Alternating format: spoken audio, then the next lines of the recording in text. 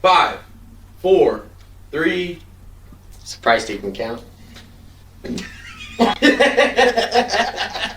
have 5 fingers. I know how to count. Anyone. Okay.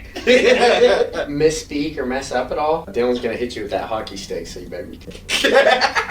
It like shows the reverses on Dylan. He's holding a gun with the camera. Like, That's right. That's right.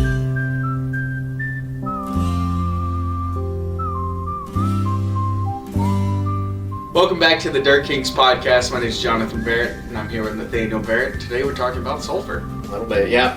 Gonna be interesting. Everybody's most exciting topic, sulfur. Pretty much. But it's funny because, like, I feel like over the past few years, more than like ever, I've heard more and more guys asking about it or dealing with it, not even realizing. Like this year, I was talking to this, it was like a couple weeks ago, he was talking about his corn last year. He's like, man, it was yellow all summer and we kept putting nitrogen on it, and it just like, couldn't figure out what was wrong. I guess we weren't getting enough rain and this and that. And I was like, man, that's 100% sulfur problem. So I asked him, I was like, have you checked your sulfur levels? He's like, no. So we look at his soil samples, and sure enough, he was just like nothing. For years and years, I mean, all the way up until Obama administration, there was a lot of coal plants. I mean, we grew up around coal mines. Yeah. There was a lot of natural sulfur that came from that. And so you'd end up with what they would call acid rain, which really is just high sulfur content in the rain, which, you know, I'm sure has a lot of negative repercussions elsewhere in the environment, but for us farmers was free fertilizer that now for the most part has been taken away. And so starting to see more and more kind of a lack of that in our environment and the impacts, it's negative impacts it's having on the crop. Well, I've actually run into that same thing with a lot of hay and pasture guys. It's, Yeah. You know, all of them really like that green. I sure love it on my farm. You get Yeah. nice and green, but a lot of them run into that same thing where they're put down nitrogen, dumping so much money into nitrogen content. Right. And they're going, what's impacting it? And it seems like it's such a new practice to have to focus on sulfur. Yeah. I mean, NPK, that's what we all get told, that's what we need to focus on. But having to focus on a new nutrient nowadays, it's a whole new ball game. And a lot of people really don't know what to do. You know, that's the thing too, is like, they I need feel to do like for so long it was like the NPK, you know? Yeah. For years, I mean, that's how it was with like Papa, and that's how it was with Dad, and now, you know, our generation, I feel like that's like, we're learning more and more that's not the case. No, like, absolutely. Like NPK only works if you also have calcium right, you also have sulfur right, you've got your magnesium right, like, it's like that whole NPK and all you need is a triple is just like, I feel like it's totally missing the point. And that's, I feel like part of the problem I think our generation and like, you know, farmers these days are starting to realize it's like you can have your NPK program perfect and still have a wrench thrown in your program and nothing works because you're missing something else like sulfur, which a lot of people are now calling sulfur like the fourth primary nutrient, absolutely. right? Yeah. Because if you got all the nitrogen, just like that corn guy or like a lot of your hay guys, you got all the nitrogen, you got all the phosphorus, you got all the potassium. It doesn't matter if you don't have that sulfur, and the reason is, you know, to talk a little bit about like the essential roles of sulfur. I mean, it plays a pretty big part in a couple big things, right? So like phosphorus is very important for chlorophyll production in the plant. Yeah. And of course that's important for photosynthesis, plant blood. That's Absolutely. what I always call it. Sulfur is the same. You know, if you don't have enough sulfur, it decreases the plant's ability to create chlorophyll. Yeah. And so it's just as much of a negative repercussion as not getting the phosphorus, right? But then the next thing that's so important, whether it's soybeans, whether it's corn, whether it's hay, like no matter what you're producing, protein makes a big difference, right? Oh, yeah. Not just like for feed quality, but also just like, you know, that soybean itself contains a lot of protein, right? That corn granule itself contains a lot of protein. And if the plant can't synthesize protein, it can't fill out properly, right? Yeah. Especially when it comes to like the reproductive side of things. And by that I mean like, you know, your ear of corn is technically supposed to be reproduction, right? Yeah. Of course, that's not what we use it for at the end of the day, but with that being said, you know, if you're missing that sulfur... I only eat the stalk. Oh. Yeah. Yeah. I like to keep things different. I Yeah. know most people like the corn cobs. Your poor wife. I'll have to call her like... See, Must be easy to take or care of she you, goes dog. eat the stalk. She just taught you out with cows, you chew on some silage. Yeah, just chewing some Teach you silage. the cut too. Oh yeah. I figured. Most people call it dipping, but you know. Oh, okay.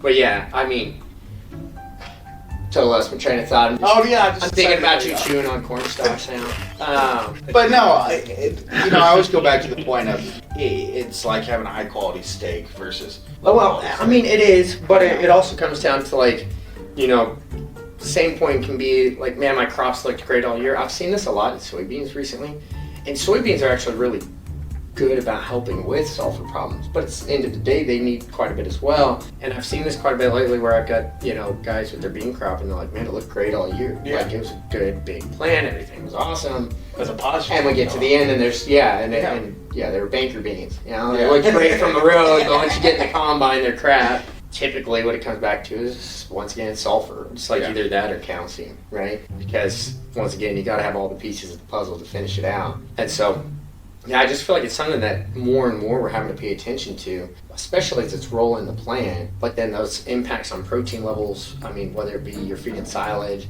or you're feeding hay to cattle, I mean, that's huge. Absolutely. Going back to kind of how things used to be with the NPK and all that. Right. I feel like with all the emissions in the air, we were getting so much of that sulfur for free. Yeah. And I feel like it's a new thing that we all have to pay for that's added into our thing from New Green Initiative and all that stuff. Sends it out. There's always something new to pay for. For real. No lack of It's like, we get free sulfur, let's cut that off. Yeah. Man. Gas prices go up, sulfur in the air goes down. But that's another point to the sulfur importance talk is crop resilience, right?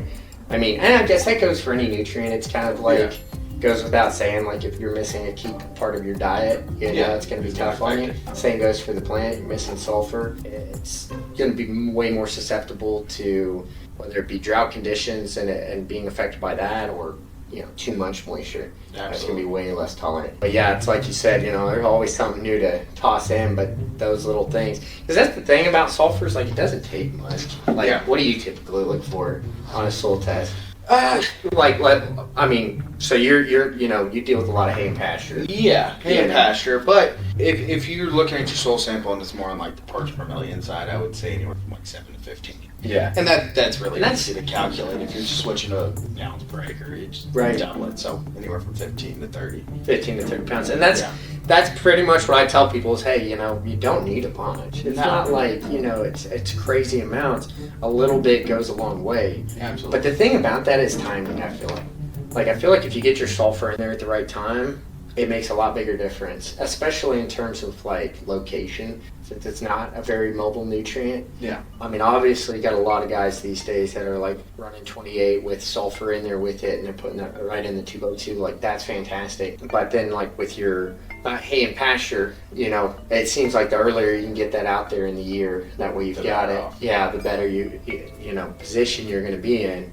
But then on years like this, I feel like, especially just because the pressure that's on us with weather and high rain and everything, the difficulties we've seen in being able to get things planted, being able to come back and run that sulfur as a side dress. Now, of course, sulfur is kind of like nitrogen in terms that you got to be careful. You're not going to burn anything. But if you can get on as a side dress right down near the root zone, that's what I've been telling a lot of guys, hey, let's come in later on and hit that when we do the side dress. Yeah. Or with beans, if we can, what are you telling guys when their crops coming up with say corn ground? You were talking about that before.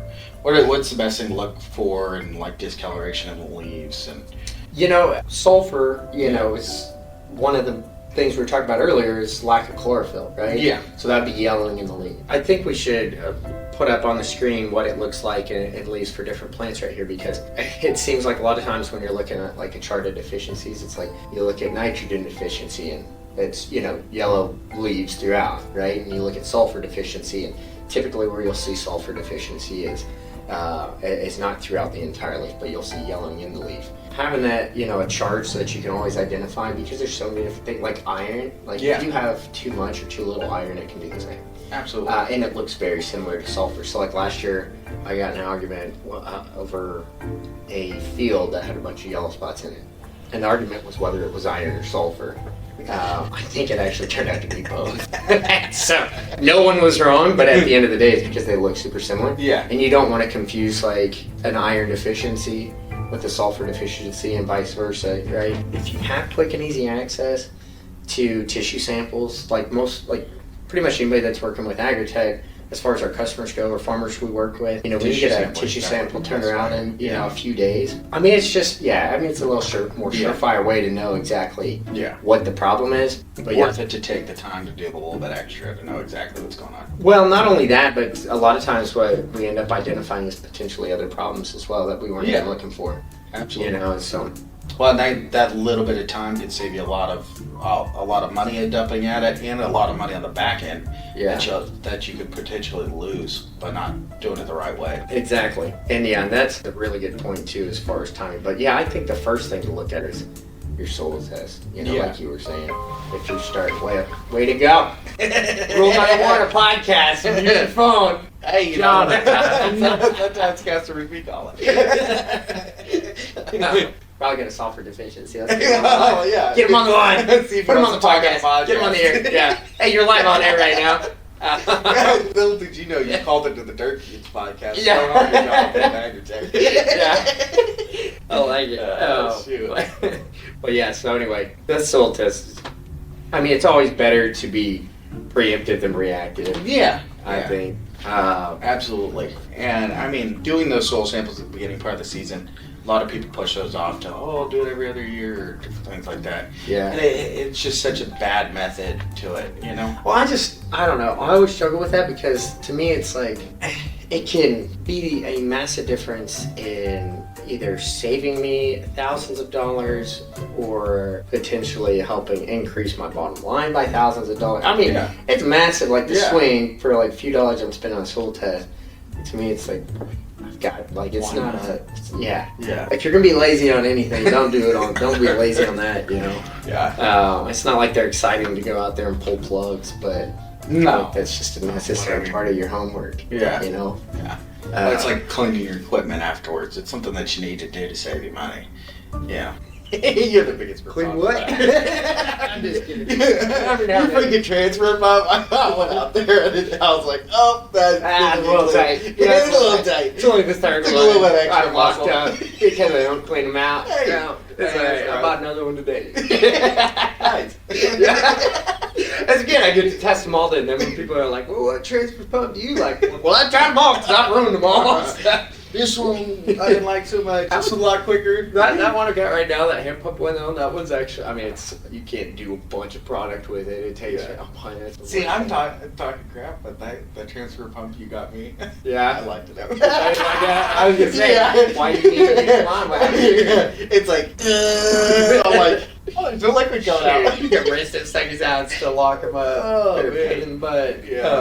I'm also lazy. But I was just saying the other day, I was like, I need to put in a wash bay. Yeah. So I'm forced to go wash my stuff off afterward because I don't know. It's just I see those guys. I think the transfer pumps are probably the worst. You could eat lunch right off of the equipment. It's just spick and span clean, and I'm like, I don't care about 50 pounds of mud. Let's clean up a sprayer every time. That's pretty religious. It's easier to do when the ground is in 6 inches of mud too. It's clean it and then it rains the next day and it's pointless. It feels like I haven't been on my tractor.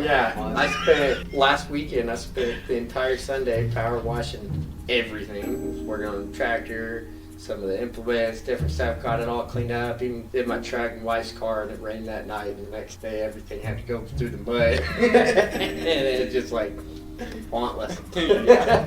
I did forget what color my truck was until I power washed it up. So nice.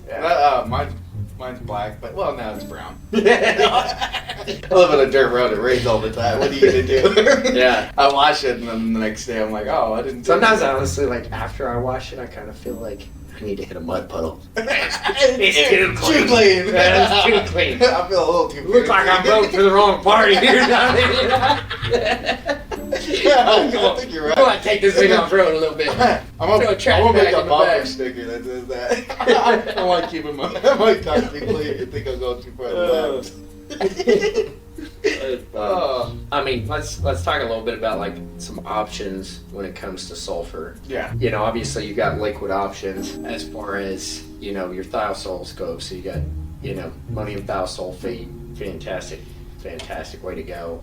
Pretty inexpensive, made relative terms. And then one that I've been really interested in recently is running potassium thiosulfate on soybeans as a side dress. And the reason I like that is because potassium is required quite a bit late stage for beans to create pod fill, and so is sulfur. So the mindset there and the approach that I've been taking personally, and then I've got a lot of guys I work with that are doing the same thing, is if we can get that potassium and that sulfur on later, right when we need it, it's gonna give that plant you're gonna get so much more out of it, right? Yeah, absolutely. Those I really like. Of course, you've got your classics, AMS and such. When it comes to like hay and pasture, what do you typically like to run to get your sulfur out there? The problem with hay and pasture, and what you'll see with a lot of different hay and pasture blends, is not a lot of people put it into the blend. No. Yeah, I mean, there's not a lot of great ways to do it, but like your triple 19, triple 17, triple 13, they don't put anything extra in there. I mean, you're not getting anything but NPK on that. And then twice in one video. I even shit off my ringer and it still went through.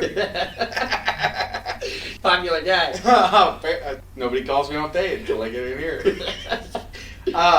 But now I lost my train of thought. Oh, you were talking about hay application? Oh, hay application. Oh, you're about to get hit by a hockey stick. What's happening with this? He beats you and nobody's looking. You didn't say that right. Next thing you know, you can grab the whip from your office and bowl with me. Any ideas? That's what I'm here for. We'll edit that one out of the podcast. But yeah, for hay, I feel like it's a lot harder to get sulfur.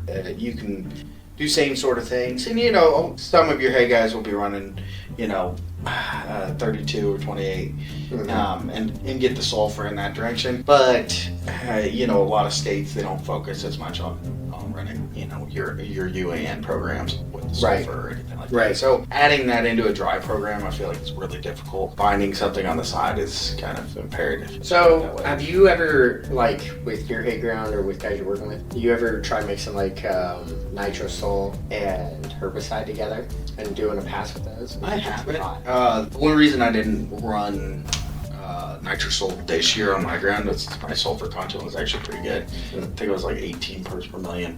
And so, I was running pretty good. I think it might be because of the giant radio tower.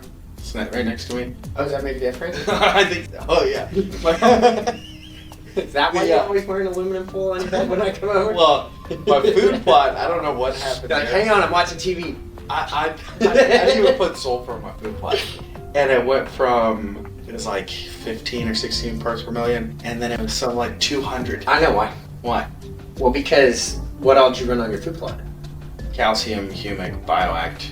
Humic. 318. So, organic matter releases and fixates sulfur. Oh, it does. Okay. Yeah. So if you're running humic or you're running like chicken litter or any of that kind of stuff, anything that's high organic matter, you're going to see an increase in sulfur. So it's like one way to get it for like hay and pasture is focusing on organic matter. The other thing too is like if you're running like biologicals like our bioact or anything like that. It's harnessing a lot more of it. Well, yeah, I mean, so you're breaking down a lot of organic material in the ground, and that's what releases a lot of sulfur as well. And so like with you were running like a lot of different products with biologicals and with the bioact and organic matter on top of that. That increase you're seeing in sulfur was because of all that organic matter. That makes the organic matter breakdown as well as the organic matter addition. So atmospheric sulfur, does that have to be fixated just like nitrogen fixation through atmospheric nitrogen, or is it an available state? It's pretty available. Yeah, when it hits the ground. Like that's why, for the most part, in theory, you could foliar feed. Once again, you got to worry about burns, so it's better to just get it right down near the root zone or, on the ground itself. Yeah, that is one thing. So like you'll be most impacted by like sulfur deficiency. You'll see it the most if like you're going through dry spells like we did last year and the year before. And that's when it'll impact you the most, like late season. On years like this when we're getting a lot of rain, there's still some sulfur in the rain, so that's going to help quite a bit. But yeah, it is, that atmospheric nitrogen is pretty readily available. Yeah, and it makes a lot of sense why I drove through the roof. I put on quite a bit of humic. Like that's one of those things, kind of like phosphorus. Yeah. Or like if you're managing your soil right and you're managing the organic matter, or not organic, but your microbial. Yeah, microbacteria in the ground. Yeah. And you've got really good bacterial levels in the ground and really good activity and populations, then I mean that's going to help with organic matter, right? Yeah. But it's going to increase your phosphorus cycling. It's going to increase your sulfur availability. It was you like a while back that made like a little short clip about free fertilizer. Yeah. I mean, I'm all about free shit. Yeah. Yeah, no. That's one of those things, like if you're managing your soil health, it's going to decrease a lot of the need. Yeah. Yeah. And that's one great example of like you needed it, Yeah. but you didn't even have to apply it. You just had to fix some things in the ground, improve the soil structure a little bit. Now you don't need it. Yeah, Right? absolutely. And so you eliminated that additional cost. And so obviously, you've got artificial ways to put it out in terms of, liquid sulfur dry sulfur and those are great and very necessary depending on what you're planting and doing. But in a lot of cases, I think you still can find that like if you're managing soil health properly, you can at least decrease that need, if not eliminate it, kind of like you did. Yeah. But Do it that in is, another direction. one thing to kind of harp on though is like talking about the importance of it. The actual a protein molecule, it's one of the primary components other than like nitrogen and carbon is sulfur, right? So if you're missing that, you can't produce the protein at all. Obviously, you're limited by how much sulfur you have. So for like your hay, that limits on actual like growth of the plant itself, but also what you could end up having is I'm getting the growth, but there's no protein in it, so it's kind of empty. I mean, because at the end of the day, as much protein as you can get in that hay bale, the more pounds you're going to pack on the animal, right? Yeah. I'm not trying to harp on tissue sampling in hay, but that's kind of Yeah. goes back to that. The It's like, importance of it. if you run like some samples on your hay to check protein levels, Yeah. you see you got low protein levels, one thing you should be looking for is that's my sulfur. and nitrogen. Yeah. Yeah. Or if you're getting really good stands of corn and then the ears aren't filling out, you should probably be checking your sulfur levels. And I've seen that before too, where like we did everything right, lots of phosphorus, lots of potassium, lots of nitrogen, and the ears just like didn't fill out. Yeah. Just sulfur. That makes a lot of sense. Mm-hmm. I think the important thing is taking tissue samples when you need them. Save you a lot of money, a lot of time, a lot of effort. Another thing, always do your soil samples at the beginning part of the season. And look for sulfur. And look for sulfur. Yeah. And just check into everything. And if you don't understand what you're looking at, find somebody that does. Call one of us. And it's funny because like I feel like I've looked at so many soil tests with so many different guys, and it's funny how often like so much of it gets ignored. I'm like, nothing on here is not important. Yeah. Like, every single piece of this is important. Yeah, absolutely. No. And it's crazy when you start looking at even the micronutrients and what they do, Yeah. the role that they play, how important it is to focus on those as well. Right. Yeah. Do your tissue sampling, apply your sulfur. Don't leave it out of your program. Pay attention to it. Or pay attention to it. Because if you're not paying attention, And if you've noticed like over the past few years or whatever that you've had struggles with keeping up with production and your NPK program hasn't changed and your pH is all good, definitely something that you should get a hold of either your agronomist or one of the crop advisors here about, because that could be something that's holding you back. Absolutely. Yeah. Well, thanks for joining us today on Dirt Kings Podcast. Once again, I'm Jonathan Barrett. Nate, what are we talking about next week? Biologicals, actually. That's Everybody's favorite topic in 2024. Yeah, something new. Yeah. Thanks again.